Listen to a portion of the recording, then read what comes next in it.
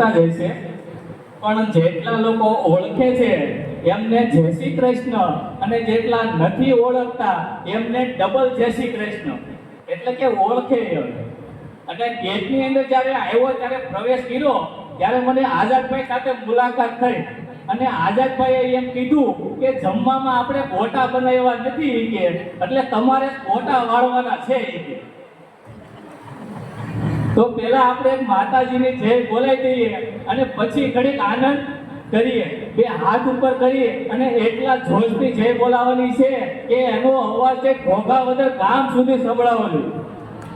બોલો ખોડિયાર માત કી. આપણે ગુજરાતીમાં નાનકડી એવી કહેવત છે કે જે હસે એનું ઘર હસે. અને જે કે ભાઈ આટલો બધો આ માહોલ જોતા મને છે ને મલેશિયાના પ્રોગ્રામની એક યાદ આવી ગઈ. એકવાર મલેશિયાની અંદર એક પ્રોગ્રામ હતો, હવે ક્યારે ગયો તો કઈ ગયો તો એ બધું છેલ્લે, પણ એકવાર ગયો હતો અને ત્યાંના લોકો બધા ઠીંગણા છોટી છોટી ગૈયા છોટે છોટે ગ્વાલે, અને અમે લોકો સ્ટેજ ઉપર બધા બેઠા હતા. હવે ત્યાંના લોકો મલાઈ અને ઇંગ્લિશ આ બે ભાષા સમજે, ગુજરાતમાં આવડે નો હિન્દી સમજે, અને અમે લોકો સ્ટેજ ઉપર બેઠા હતા એટલે જેનો બોલવાનો વારો આવે એ બધા ઇંગ્લિશમાં બોલે, અને મને ઇંગ્લિશ આવડે ને પીળો લોચવાળો. પછી તો ઘડીક એમ થયું કે પ્રોગ્રામ કેન્સલ કરી અને અહીંથી નીકળી જાવ, પણ અંદરથી એવો અવાજ આવ્યો કે ઓલ ઇઝ વેલ, ગભરાય મત. હા, અને પછી મારું નામ બોલાય કે મિસ્ટર જગદીશ કુંજળિયા, અને માએ હાથમાં લીધું છે કે ભાઈ, અને પહેલી લીટી જ બોલ્યો કે તમને ગુજરાતી સમજાય છે? અને સામેથી જવાબ આપ્યો યસ સર. અને પછી ભાઈ ગુજરાતી જોક્સની રમઝટ બોલાવી છે કાંઈ, હા લપેટી, અને એવા જોક્સની રમઝટ અત્યારે આયા બોલાવવાની છે.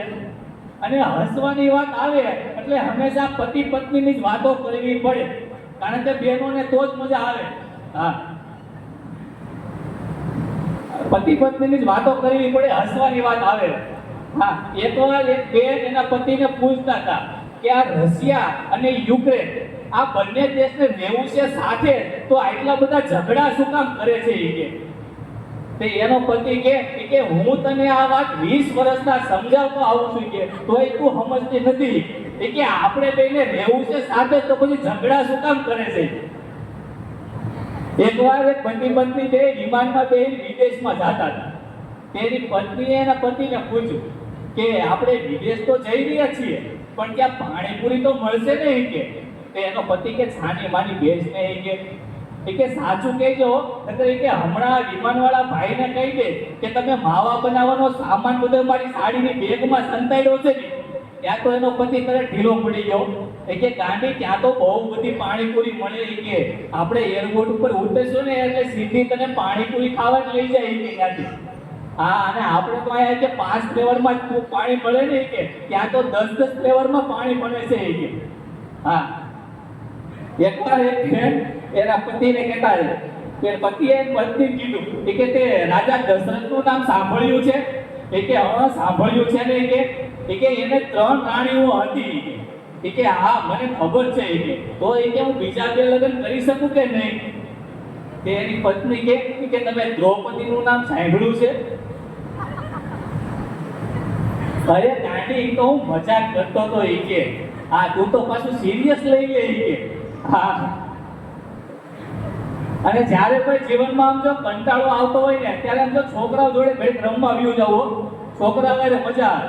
હા, મને તો જ્યારે સમય મળે ભાઈ રજા દિવસે ત્યારે હું છોકરાઓ જોડે રમતો હતો, અને મારી પત્ની ઘડીક ના પાડે કે હવે નાના નહીં કે છોકરાઓ જોડે રમ્યા કરો છો તો કે 38 વર્ષના ઢગા જેવડા થયા. અને મારા પતિભાઈ અમદાવાદી છો. હા, અને અમદાવાદી ભાષા છે ભાઈ મને બહુ ગમે ખરેખર. આ નવા લગ્ન થયા ત્યાં 6 મહિના સુધી એમ તો સાંભળવાની મજા જ આવે, એટલું સ્પષ્ટ અને ચોખ્ખું બોલે અમદાવાદી ભાષાઓ. અને 6 મહિના પછી ભાઈ આપણી સુરતની ભાષા ચાલુ કરીને પછી તો ક્યારેક કાનમાં બ્લૂટૂથ નાખીને આટા મારવા પડે ઘરમાં. નવા લગ્ન થયા તેથી 15 દિવસ જ થયા ત્યાં તો મારા ઘરના મનકે ચાલો ને પકોડી ખાવા જઈએ. મેં કીધું ઈ શું હોય પકોડી? કે મનકે તમારે સુરતમાં એને પાણીપુરી કહે. મેં કીધું તો હાલ જઈ. હા, તો પાણીપુરી વાળા દુકાને પાણીપુરી ખાવા ગયા બી. તો પાણીપુરી વાળા કે જો તૂટેલી પૂરી હશે ને એ ગણવામાં નહીં આવે હો, તારે જેવી લેવી હોય ને તેવી લેજે. હા, તે બે પાણીપુરી ખાઈને પછી ઘરે તે એને ભાઈ પૂરી હતી 4-4 પૂરી બે મૂકીને કે એની પ્લેટ પાણીની ખાલી ને ખાલી અને મારી પ્લેટ તો પાણીની આખી ભરાઈ ગઈ. તે ઘરે આવીને મને ઢગલાયો. પણ કે કાંઈક બોલાય નહીં કે આપણે પૈસા દઈને ખાઈએ છીએ કે મફત ખાઈએ છીએ કે તૂટેલી પૂરી ખાઈને જઈએ એવા ઘરે કે લે. એકવાર 3 છોકરા વાતો કરતા હતા બેઠા બેઠા કે મારા દાદા તો એના સમયમાં કે 4-વ્હીલ ગાડી લઈને વાડીએ જાય લઈ. તે બીજો કે એમાં હું થઈ ગયું કે મારા દાદા તો અત્યારે મર્સિડીઝ લઈને જાય છે અને એમાં ઉપરથી અચાનક બીમાર થઈ ગયું. કે જો મારા દાદા કે ભાગ્યને ભાત દેવા જતા હોય એવું લાગે છે. તે બે સાનું મુના થઈ ગયા. હા, આ બાને આપણા ગુજરાતી ભાઈઓ જો ભાઈ ગમે એ દેશમાં જાય ને ભાઈ ભૂકા કાઢી નાખો ક્યાંય પાછા ન પડ્યો. હા, એક આપણા કાઠિયાવાડીએ ચાઇનાની અંદર ચાની હોટલ કીધી. હા, અને નામ રાખ્યું કાઠિયાવાડી ટી સ્ટોલ. અને ત્યાં એક ચાઇનીઝ રોજ ચા પીવા આવે.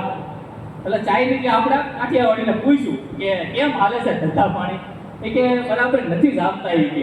કે તમારે ચાઇનાની અંદર સફળ થવું હોય ને તો કે દુકાનનું નામ ફેરવી નાખો અને ત્યાં લખી નાખો ચાઇનીઝ ટી સ્ટોલ. આપણા કાઠિયાવાડીએ નામ ફેરવી નાખ્યું, નીચે લખી નાખ્યું તાતા ટીટી ફૂફૂ કરી પી.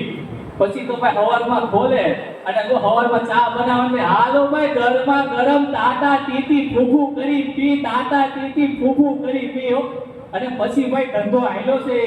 હા, ચાઇનાની અંદર 6 મહિનામાં 2 મકાન લઈ લીધા. બોલો આપણા કાઠિયાવાડી હોય. હા, એકવાર આપણા ગુજરાતીએ અમેરિકાની અંદર સુપર સ્ટોરની દુકાન ખોલી. તે એની બાજુમાં એક અને બાર બોર્ડ માર્યું કે ઘી 500 રૂપિયા કિલો મળશે. તે એની બાજુમાં એક અમેરિકાવાળી દુકાન હતી. તે આપણું બોર્ડ જોઈને એને બોર્ડ ફેંકી નાખ્યું કે ઘી 400 રૂપિયા કિલો મળશે. તે એનું બોર્ડ જોઈને આપણે ગુજરાતીએ પાછું ફેરવી નાખ્યું કે 300 રૂપિયા ઘી કિલો મળશે.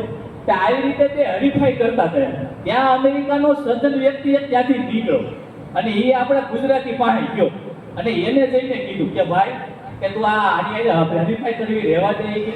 કે આને તો બીજી 2 સુપર સ્ટોરની દુકાનો છે એટલે એ કે નુકસાન થાય તો સહન કરી લે. તો આપણા ગુજરાતીએ માથાના વાળથી લઈને અંગૂઠા સુધી સામું જોયું પેલા અને પછી એને કીધું કે ભાઈ કે હું તો ઘી રાખતો જ નથી. કે આ તો કે મારી પત્નીએ મને કીધું હતું કે જ્યાં સુધી સસ્તું થાય ને ઘી ત્યારે લેતા આવજો. હા, એટલે લે. અને અત્યારે ભાઈ આ ભણેલા ગણાવાની ડિગ્રી કરતા આપણા વડીલોની ગોઠાવી જોઈએ ક્યાંક કામ લાગે હો. હા, એકવાર ગામની અંદર 2 એન્જિનિયરો આવ્યા અને એ ત્યાં વાકા ચૂકા પાઇપમાં તાર નાખતા હતા અને એક દાદા બેઠા બેઠા બધું જોવે. તો દાદા કે લાવો હું નાખી દઉં. કે દાદા અમે કે 2 દિવસ આયા બળ કરી છે કે તોય જાતો નથી, તમે નાખી દેવો. કે દાદા એક ખેતરમાં અને લાવ્યા એક ઉંદરડો પકડી અને ઉંદરડાની પૂંછડીમાં બાંધો વાયર અને ઉંદરડો મૂક્યો પાઇપમાં છૂટો. એક જ સેકન્ડે નીકળી ગયો. એન્જિનિયરો બે ખેલા ભરીને ભૈયાઈ જાય કે હાલો હાલો આપણી કે દીકરીઓની કઈ વેલ્યુ છે જ નહીં કે આયા કરી. હા, એક દાદાને લોટરી લાગી કરોડપતિ થઈ ગયા. તે પત્રકારે એને પૂછ્યું કે દાદા આ કઈ રીતે તમે કે કરોડપતિ થઈ ગયા. દાદા કે સવારે ઉઠ્યો અને આકાશમાં 8 પક્ષી ઉડતા હતા અને તારીખે 8 હતી અને 8 ગુણી 78 નંબર લગાવવાની કે કરોડપતિ થઈ ગયો. અને પત્રકાર કે દાદા 88 તો 64 થાય નહીં કે 64 માં 14 નાખ્યા ને તઈ 78 ત્યાં કે આ લાલ નીકળી કે ઠેલા લઈને આવી ગયા છો. અને જીવનમાં અમુક ગોળો છે ને ભાઈ આપણે ભાઈઓએ બહેનો પાસેથી શીખવા જોઈએ. હા, બહેનો પાસેથી પહેલું તો જમવાનું બહેનો પાસેથી શીખવું જોઈએ. એવા શાંતિથી બે જમતા હોય અને આપણે તો 2 ટુકડા આ ને 2 ટુકડા આ ખાઈને તરત નીકળી જાય. હા, અને રોડ ઉપર હાઈલા જતા હોય તો એટલા શાંતિથી બેનો હાઈલા જતા હોય. ગાડી વાળો હોર્ન મારી બેટરી ઉતરી જાય તોય સાઈડ મળે નહીં. હા, એટલે અમુક ગુણો આપણે બહેનો પાસેથી શીખવા જોઈએ. અને બહેનો પાસેથી 2 પ્રકારની બોલી વાપર્યો. આ તમારે જો ગામડાની બોલી છે ને એ આપણે ઘરમાં વાપરશું અને આપણા સિટીની બોલી છે ને એ બધી ગામડે વાપરશું. બેનો રજામાંથી ગામડે જતા હોય એટલે બસમાંથી ઉતરી અને સીધા ઠેલા મૂકે ઓસવી ઘોરે. જો સાસુમાં એને જામતું હોય તો સાસુમાં એમ કહે કે હો બેટા આવો એ કે બસમાં થાકી ગયા હશો એ કે તો ઘડીક આરામ કરી લો.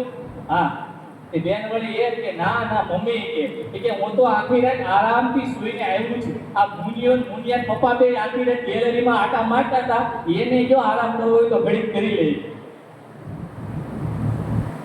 અને ફટાફટ કામ કરી નાખશે પહેલે દિવસે જઈને ગામડે અને બીજા બાજુ વાળા બેની ઘરે જાય અને ત્યાં જ કુમાતા બધા પૂછશે હા હાય માસી કેમ છો? તો માસી કેવળી મજામાં છે હોય કે તમારે કેમ છે કે અમારી તો વાત જ જવા જોઈએ કે બધા મજામાં છે કે મુનિય બધા એવા છે ને હા ત્યાં વળી મુનિય ધૂળના ઢગલા છૂટતો હોય એમ ત્યાં છે.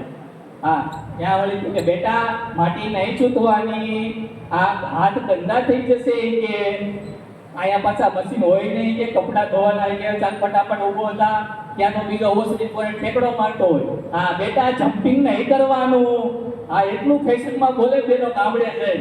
હા આપણે તો સાંભળવાની મજા જ આવ્યા કે બેટા જમ્પિંગ નહીં કરવાનું, અહીંયા દવાખાના બહુ દૂર હોય, ત્યાંની જેમ આપણે ગલીએ દવાખાના હોય એવું. હા એનો પછી ધંધા પાણીની વાતો કરશે કે કેવા ધંધા હાલે છે તમારે સુરતમાં આવી કે ધંધાની તો વાત જ જવા દો. એટલું માર્કેટ ફાસ્ટ છે કે એક ટેમ્પો સાડીનો આવે ને ત્યાં બીજો આવી જ ગયો, એક જાય ત્યાં ત્રીજો આવી જ ગયો હોય કે એટલું ફાસ્ટ ચાલે છે કે માર્કેટ હોય. હા છેલ્લા બે શબ્દ કહેવા છે કે ભાઈઓ આપણા પરિવાર કે કુટુંબની અંદર કોઈ પણ જીવ ભાગ્યશાળી કે પુણ્યશાળી હોય ને ત્યાં સુધી આપણા પરિવારમાં ક્યારેય નુકસાન ન થાય. જ્યાં સુધી લંકાની અંદર વિભીષણ હતા ત્યાં સુધી રાવણે ગમે તેટલા પાપ કર્યા પણ એ સુખી રહ્યો અને જેવો જ વિભીષણને લંકામાંથી લાત મારી અને બહાર કાઢી મૂક્યા ત્યાર પછી રાવણ પાછળ કોઈ રડે એવું વધ્યું નહીં. એટલે આપણા પરિવાર કે કુટુંબની અંદર કોઈ પણ સભ્યનું ક્યારેય અપમાન કરવું જોઈએ નહીં. અને બહેનોને તો ખાસ કે જીવનમાં જો સુખના દિવસો જોવા હોય તો ઘરમાં વડીલો હોય તો એની સેવા કરજો અને 3 ટાઈમે જમવાનું પીરસજો. નકર પછી આપણે ગુજરાતીમાં કહેવત છે કે વારા પછી વારો અને મેં પછી ગારો. રામાયણ આખી વાંચી લ્યો, શ્રવણ કેટલું ભણેલો છે અને એના ગુરુ કોણ હતા ક્યાંય જાણવા નહીં મળે. જીવનમાં માવતરની સેવા જેવું ભણતર અને મા બાપ જેવા ગુરુ જેમની પાસે હોય ને એને જન્મ કુંડળીઓ ક્યાંય જાણવાની જરૂર નથી પડતી. જીવનમાં જે મળ્યું છે જેવું મળ્યું છે એને માણવામાં મજા છે અને જે નથી મળ્યું એને ચાહવામાં મજા છે. એકમાં એક ઉમેરો તો બે થાય આવું શિક્ષક શીખવાડી ગયા અને બેમાંથી એક બાદ થઈ જાય તો એકલા રહી જવાય આવું જિંદગી શીખવી ગઈ. આ કળિયુગની દુનિયાદારી છે સાહેબ. અહીં રમતા રમતા માણસ ગમી જાય અને ગમતા માણસો જ આપણી સાથે રમત રમી જાય. જીવનમાં હસવું અને હસાવવું અને હસતું રહેવું આ જિંદગીનો ક્રમ છે. બાકી બીજા બધા સુખી છે અને આપણે દુખી છીએ એ આપણો વેમ છે. જય હિન્દ જય ભારત.